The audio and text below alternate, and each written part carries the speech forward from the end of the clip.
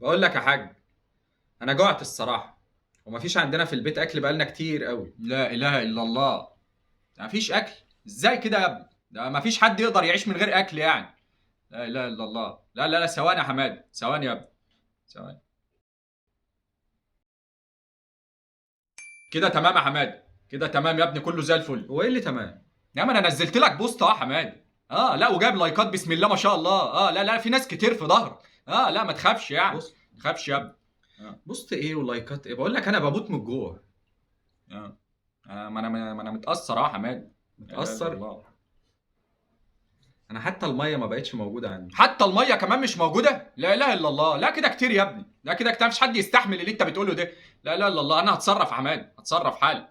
ايوه، ايوه بوست، ايوه. ها، كده تمام يا حماده. تمام ايه؟ هو انت بتعمل ايه اصلا؟ ها، انا نزلت لك بوست.